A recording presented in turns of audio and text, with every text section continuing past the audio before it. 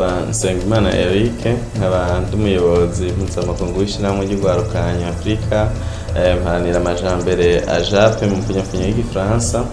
Hanyuma nahisemwo je korora inkoko, ndetse apana kuzorora, ndazigwiza, ndamugwiza mbuto w'inkoko, aho ku kwezi nshobora kuronka inkoko 1050, no kuvuga abazifuza bose bagashobora kuzironka, kubera ko nabonye ariko rudandazwa rwunguka.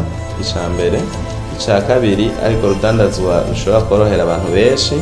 Ica gatatu nuko nabonye ko umuntu muto uhereye ku 3,000, 4,000, 5,000 gushika ku 10,000 ushobora kugwiza itunga uhereye kuri ayo mafaranga. Niyo tukaba tuzi ko abarundi bose ata muntu yoshobora kubura 3,000 kugira ashobora gukora itunga, kugwiza itunga. Tukaba tuvuga tuti rero twebwe dushaka guha akaryo abantu bose kugira bashobore kugwiza itunga, biteze imbere bahereye ku nkoko. Kuko inkoko imwe uyiguze 3,000 mu mezi 2 uyigaburiye neza bitanguye guta, hanyuma itanguye guta uca utangura kuronka imiswi, ukaronka n'amagi. Muri ico gihe ya vya 3,000 vyawe mu mezi atarenga 6 uba uri mu 100,000 vya ya nkoko yawe uhereye ku 3,000. Ni ukuvuga ko ufise iyo nkoko, ufise uwo muswi umwe w'3,000 ushobora kuwukuramwo novuga impene, ukawukuramwo n'inka, ukawukuramwo imodoka, ndetse ukawukuramwo n'ibindi. Ushobora gukora n'urundi rudandazwa uhereye ku 3,000 gusa. Rero twe twashatse gufasha abantu bose gukura amaboko mu mpuzu kugira bakore, kubera ko kenshi usanga urwaruka ruguma ruvuga ngo tubuze imitahe, ngo duhe imitahe dushobore gukora, ngo duhe dushobore gukora, mugabo bagura amayinite misi yose. Ni ukuvuga ya mayinite y'4,000 bashobora kugura ku kwezi, bakaja kuri YouTube na Facebook, ushobora kwifunga ukwezi kumwe ugaca ugura umuswi. Hanyuma umaze kugura umuswi tukawuguha, ugashobora kugira iki, uwo muswi ugashobora kuwugwiza. Kandi haba ku bantu bafise ico bashobora kuzigaburira n'abadafise ico bazigaburira, inkoko yirekuriye mu rupango ntipfa, iragira iritorera, ikavyibuha, igata amagi, ata kintu na kimwe wewe wemvereshije muri iyo nkoko. Ni ukuvuga hakazogera igihe ushobora kugira kongeramwo amafaranga umaze zimaze kugwira, zonyene zamaze kuguha amahera y'amagi. Ni ibintu ahubwo abantu bose, indongozi zose zategerezwa kuba zikora nk'ubu. Je ndagwiza n'ibigori, nkagwiza imbuto zijanye n'ibiraya mu Cankuzo. Rero iyo turiko turakora nk'abarongozi, turigisha ibijanye n'ihinduka mu rwaruka, ko bakora amaboko mu mpuzu bagakora, umwe wese agakora ivyo yize. Hanyuma je nize ibijanye n'urudandazwa n'itunganywa novuga ry'intwaro, ico twita business administration. Rero muri ivyo mfise na entreprise yitwa Nsengimana SI, kugira ngo ivyo byose nabikoze kugira ngo nerekane ko ivyo mvuga atari nk'abafarizayo bigisha ibintu badashobora gukora ko ngo bikunde, bashobore bakakubwira ivyo ukora mugabo bakatabikora. Canke rero n'abandi ba docteur akubwira akaza kakwigisha, mugabo agenda muhira heje kwigisha ivya agriculture ugasanga hagira n'inkoko ya 3. Rero kugira ngo abajene nigishije bashobore kugira kuronka ivyo nigishije, avuze ati none ko uheje kutwigisha ibi twobishira mu ngiro gute? Nje ndabereka je ngene nabisize mu ngiro, ngene natangura urudandazwa, ngene rwateye imbere, gutyo nabo bagaca bagira iki, bagaca bafatira kuri jewe kugira ngo bashobore kubona n'ivyo nigisha vy'ukuri ko ndabiviva. Ntibabone ngo ivyo nigisha n'ivyo nkura hanze canke n'ivyo niyumvira, babone ko ivyo nkora ari biva mu mutima kandi naye ndabikora. Gutyo uri kurigisha umuntu umwereka ivyo ukora, bica bituma nawe abikora cyane gusumba umwigisha aterekanye ivyo akora. Je nkuko niko ndabibabwira, ngwiza imiswi y'inkoko, hanyuma abandi nabo hariho abandi bagwiza amagi, hanyuma kandi babizigiye ko bazishiramo amasake zikaba fekonde. ariko ubu naravuye mu byo kuza ndagurira abandi, fata ndorora inkoko zita amagi, hanyuma ayo magi nkaca ndayabundikiriza. Ni ukuvuga ndayirondera iwanje nyene, inkoko ziwanje nizo zica zimpa ayo magi. Sinkija aho natanguriye, mugabo ko utangura buke buke kugira ushobore kuronka base yaho hera, ariko uko ugenda ukura niko ugenda uhindura imikenyuro y'ingene ugenda ugira urudandazwa rwawe bivanye n'ingene ushaka ko urudandazwa rutera imbere.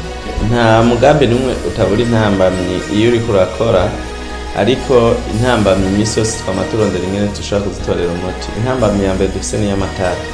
Ni ukuvuga amatara mu Burundi arakunda gucika cane, hanyuma iyo amatara acitse inkoko ziriko ziraberagura agateba, inkoko zisubira kugira inguvu kubera ko dukoresha ubushuhe bw'umuyagankuba aribwo butuma ziberura.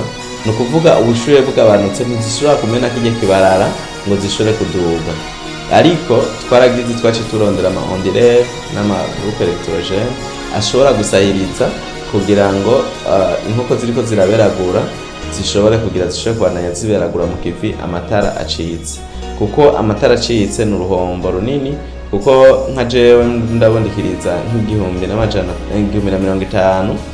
mbundikirije nk'$50 dufashitiye kuri irigi rimwe mu ziberura usanga irigi rimwe rigugwa $1000.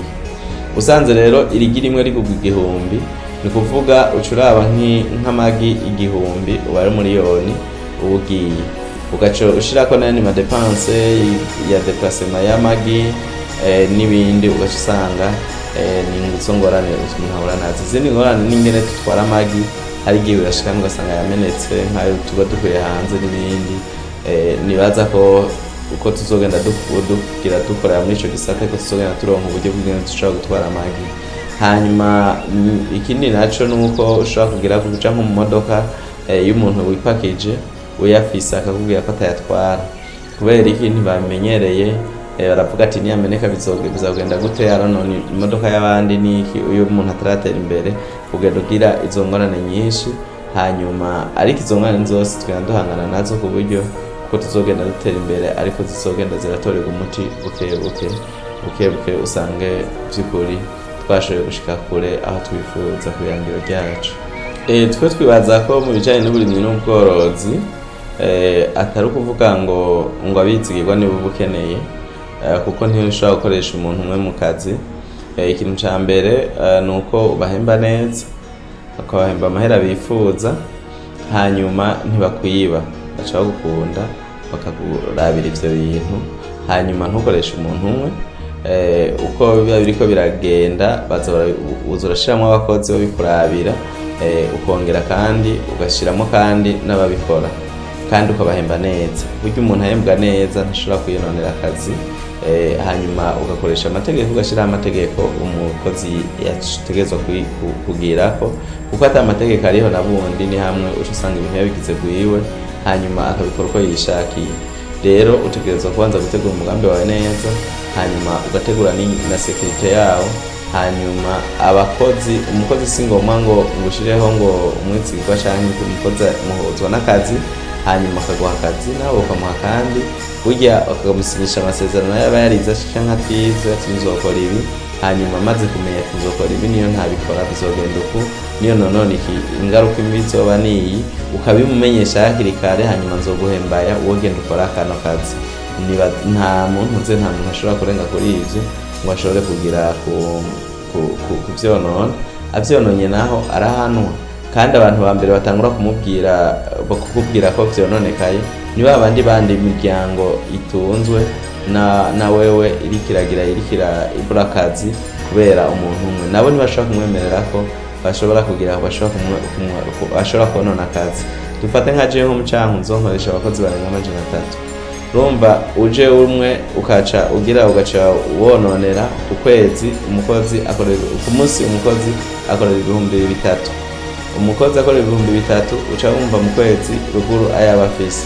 Kugira ngo uve muco uja kwiba kugira wononera ubundi ntashobora kwemerera, baracungana hagati yabo kugira akazi karambe. Nuko rero nibaza ko atamuntu ashobora kugira kwisha mu vy'ubusuma ngo bashobore kwiba mu kiva bari kumwe n'abandi.